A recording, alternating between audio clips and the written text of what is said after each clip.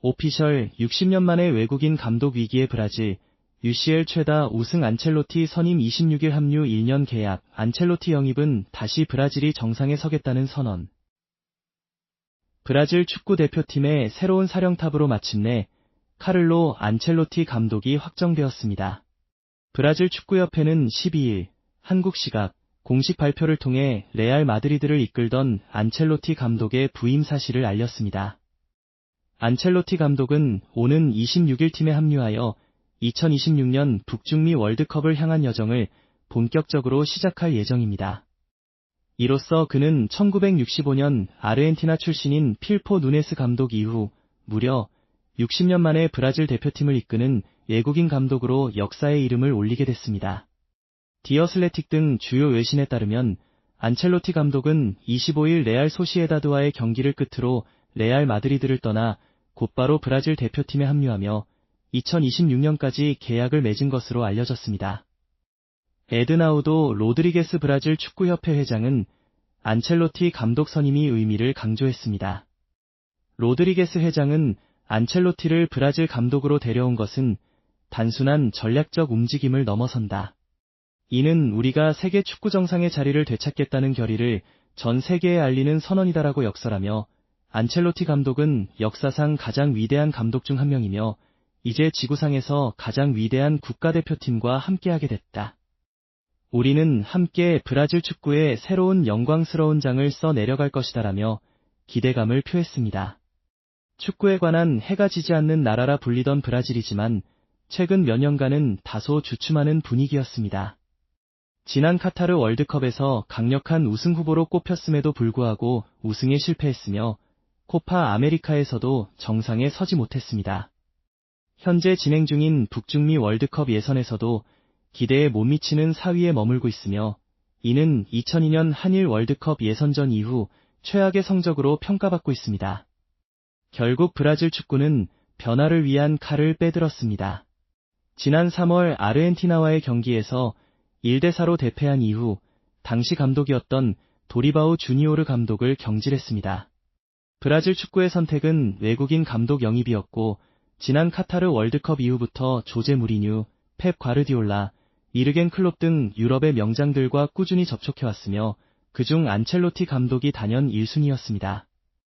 안첼로티 감독은 유럽 축구에서 현존하는 최고의 명장 중 한 명으로 평가받습니다.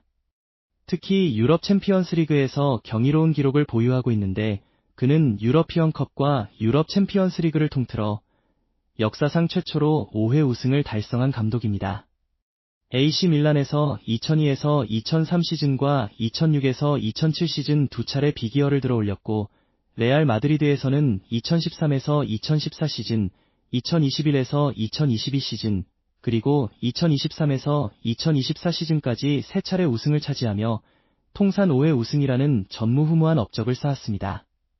이는 3차례 우승을 기록한 펩 과르디올라, 지네딘 지단, 밥 페이즐리 등 다른 명장들을 크게 앞서는 독보적인 기록입니다.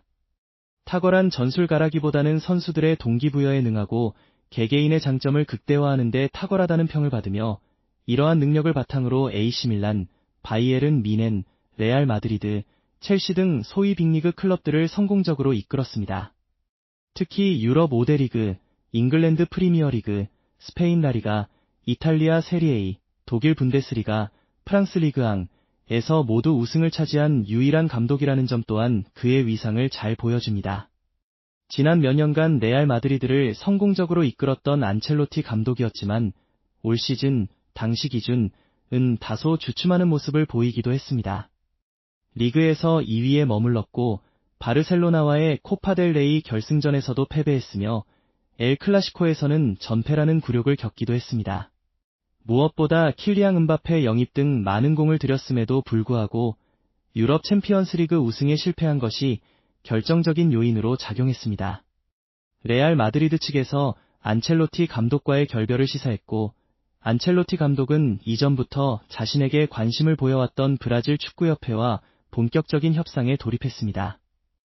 초기에는 순조롭게 합의점을 찾는 분위기였습니다.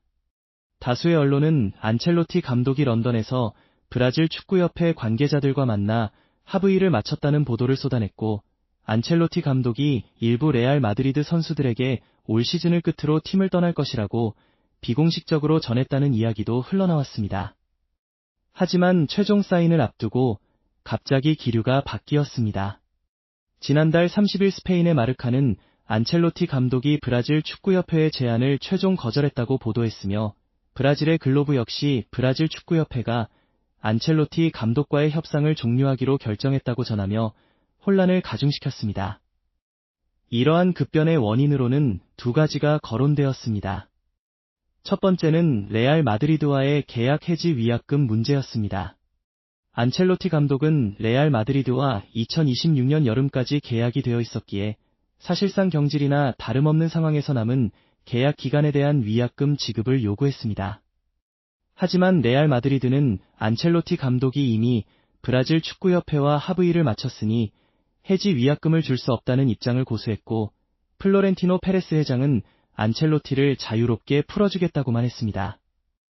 이에 뿔난 안첼로티 측은 오히려 레알 마드리드에 남겠다는 의사를 전하기도 했습니다. 두 번째 원인은 사우디아라비아의 막대한 제안이었습니다. 마르카는 안첼로티 감독 측이 브라질 축구협회가 원했던 6월 합류가 불가능하며 클럽 월드컵 출전 가능성까지 내비쳤는데, 이 모든 배경에는 사우디아라비아의 대규모 제안이 있는 것으로 보인다고 보도했습니다.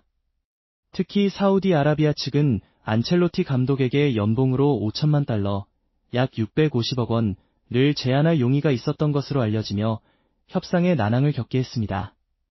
당장 6월 A매치부터 새로운 감독에게 지휘봉을 맡겨야 했던 브라질 축구협회는 발등에 불이 떨어진 상황이었습니다. 일각에서는 광주FC를 7대0으로 대파했던 알힐랄의 호르에 헤수스 감독이 2순위 후보로 거론되기도 했습니다. 하지만 다시 분위기가 안첼로티 감독 쪽으로 기울었습니다. 레알 마드리드가 오랜 시간 관심을 보여왔던 사비 알론소 레버쿠젠 감독과 사실상 합의를 마치면서 상황이 급변했기 때문입니다. 알론소 감독은 10일 도르트문트전을 앞두고 가진 기자회견에서 직접 레버쿠젠과의 작별을 예고했습니다. 그는 이번 시즌 남은 두 경기가 레버쿠젠 감독으로서 마지막이 될 것이라며, 떠나야 할 시기는 항상 중요한데 지금이 바로 그 시기라고 생각했다. 구단과 항상 좋은 소통을 해왔고 이제 명확한 결론을 내렸다고 말했습니다. 이어 도르트문트전에서 제대로 된 작별 인사를 하고 싶다. 감정이 북받친다며 선수들과 팬들에게 감사 인사를 전했습니다. 알론소 감독이 클럽 월드컵부터 레알 마드리드를 이끌 것이라는 전망이 나오면서 안첼로티 감독의 거취 문제도 자연스럽게 정리되었습니다. 안첼로티 감독은 비록 헤수스 감독이 경질된 알힐랄과 함께 클럽 월드컵에 나설 수 있다는 이야기가 나오기도 했지만 결국 브라질의 손을 잡으며 새로운 도전에 나서게 됐습니다. 클럽팀만 맡았던 안첼로티 감독에게 이번 브라질 대표팀 감독직은 그의 첫 번째 국가대표팀 도전입니다.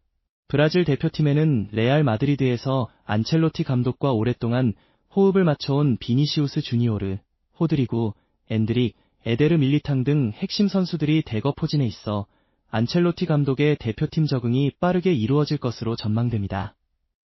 안첼로티 감독의 브라질 데뷔전은 6일 예정된 에콰도르와의 경기입니다.